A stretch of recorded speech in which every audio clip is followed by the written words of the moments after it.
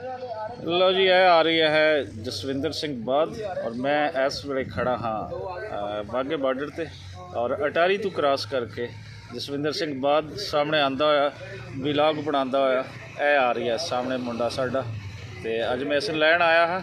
ਇਹਦਾ प्लान है इत्थे एक वीक का प्लान होएगा तो तुहानूं इहदे नाल मिलवावांगे भी गल करांगे कि ये बॉर्डर क्रॉस करके ये आया सी लंदन तो दिल्ली आया सी और दिल्ली तो फिर अगे अमृतसर और अमृतसर तो फिर इत्थे पहुँच रहा है।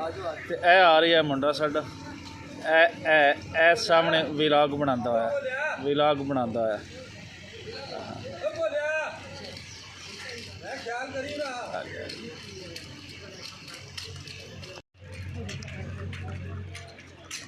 इत्थे को मुंडा हुणे निकलेगा। जस हाय हाय हाय हाय ए पहुंचे जे जस आखिर तो पहुंच ही आया जी मुंडा साडे कोल पहुंच ही आया। हाँ पहुंच चुका मुंडा हुण उधर आप लालच लगी है। हाँ जी हाँ जी हाँ जी जस ने नाल अपना विलाग भी बनाना। दो वीडियो चल रही है। हाँ 2 वीडियो इस टाइम चल रही हैं जी ते बच जाओ तुसी इस टाइम इकट्ठियां 2 वीडियो चल रही है जी। ते कैमरामैन नहीं सी असी आप भी कैमरामैन ते आप ही असी सारा कुछ आप भी ये कला जानते हाँ हाँ हाँ हाँ ते हुण आपां फ्रंट कैमरा करिए। जसविंदर सिंह बाद वेलकम लाहौर तुहानूं वेलकम पंजाब वेलकम बल्कि पंजाब तो तुसीं 2-3 दिन तो पहुंचे हो परे परे टुर जसविंदर अपनी विलागिंग भी करते हुए जसबाद एक बहुत अच्छा विलागर है तुसीं इहदे विलाग्स भी देख सकते हो नोमैडिक जस ते जाके। सो इहदा दिल नहीं भर रहा अजे एंटर हो के पाकिस्तान दे विच अपनी विलागिंग कर रही है और असीं तुहानूं दिखा रहे हैं ये लाइव मंजर वाघा बॉर्डर लाहौर तो। जदों भी कोई बंदा इत्थे पहुँचता है तो उसकी खुशी उसका दिल भर जाता है खुशी दे नाल। इहदा वस नहीं चल रही है कि मैं पूरा रिकॉर्ड कर लवां एक एक मंजर रिकॉर्ड कर लवां।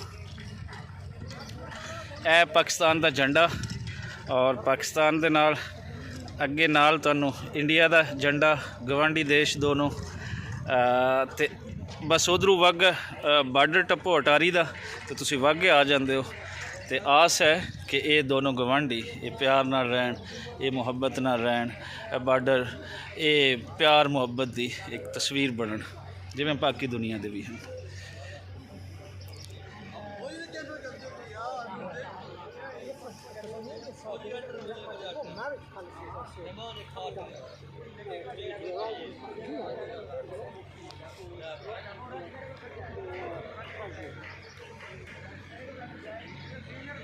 हो गया हाँ लो जी हो गया कहता हो गया कम तो आओ चलिए आपे कार सियान ली अपनी किहड़ी है तो पिछले साल इस दे विच पूरा 1 साल ला के गए। हाँ सरताज तो फिर बहुत सुनिया सी ना सरताज तो बहुत सुनिया सी।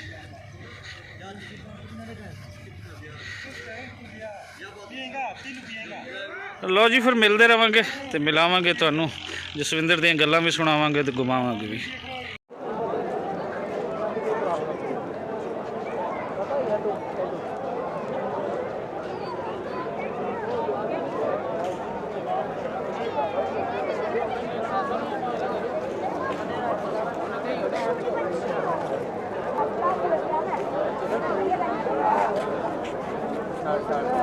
जी सजनों ए मंजर है गुरुद्वारा तो जो असीं बाहर निकलते वां तो एक बाज़ार है जिहड़ा अगे रेलवे रोड कहलांदा है। रेलवे रोड बाज़ार शायद सारा साल खाली रहिंदा होवे। ए दुकानां जिहड़ियां तुहानूं नज़र आ रही ने शायद इंसानां तो तरसदियां होण लेकिन इन्हां दुकानां दे अंदर रौनक उदों आंदी है ये इंसानां दा मुख उदों वेखदे हैं जदों बाबे गुरु नानक दा गुरपुरब स्टार्ट होता है।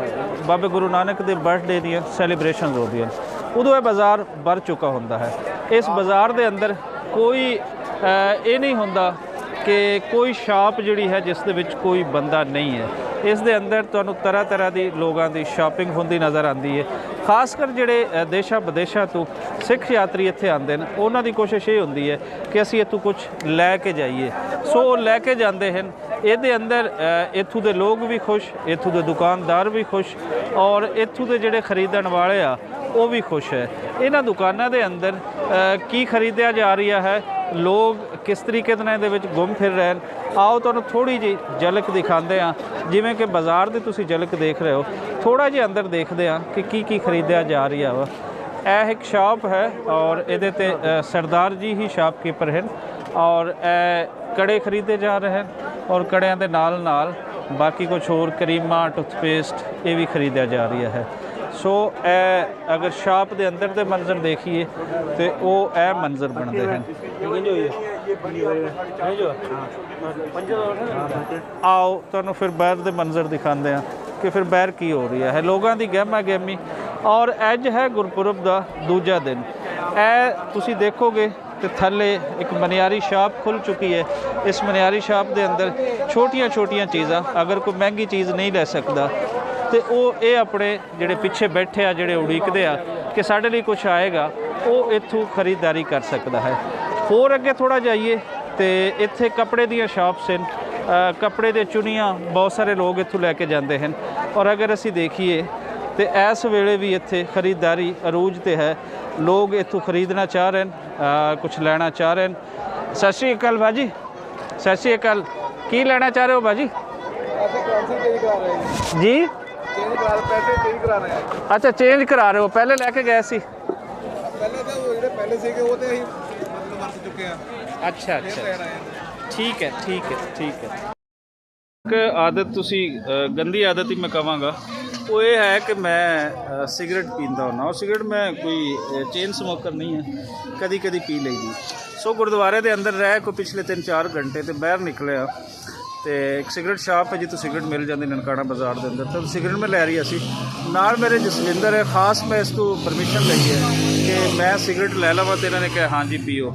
ਉਸ ਤੋਂ ਬਾਅਦ ਇਹਨਾਂ ਦੇ ਕੋਈ ਜ਼ੇਨ ਦੇ ਵਿੱਚ ਨਾ ਦੋਸਤ ਜਿਹੜੇ ਇੱਥੇ ਸ਼ਾਪਕੀਪਰ ਹੈ ਨਨਕਾਣਾ ਸਾਹਿਬ ਦੇ, ਉਹਨਾਂ ਨੂੰ ਕੋਈ ਲਤੀਫਾ ਸੁਣਾਉਣਾ ਚਾਹ ਰਹੇ ਨੇ ਆਪਣੇ ਤੌਰ ਤੇ। ਹਾਂਜੀ ਬਾਜੀ, ਕੀ ਕੋਈ ਸਿਗਰਟ ਤੋਂ ਰਿਲੇਟਡ ਲਤੀਫਾ ਸੁਣਾਉਣਾ ਚਾਹ? ਦੋ ਦੋਸਤ ਸੀਗੇ।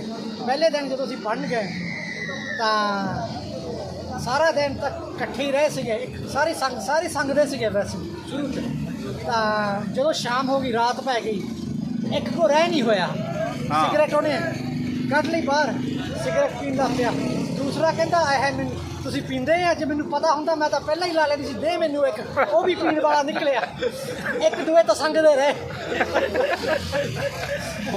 ਹੁਣ ਤੂੰ ਤਾਂ ਨਹੀਂ ਪੀਣਾ? ਮੈਂ ਨਹੀਂ ਨਾ, ਪਾਣੀ ਨਾਲ ਹੀ ਠੀਕ ਹੈ। ਪਾਣੀ ਨਾਲ ਹੀ ਠੀਕ ਹੈ। ਚਲੋ ਜੀ, ਐਸੀ ਜੀ ਇਹਨਾਂ ਦਾ ਲਤੀਫਾ, ਲੇਕਿਨ ਸਿਗਰਟ ਨਹੀਂ ਪੀਂਦੇ।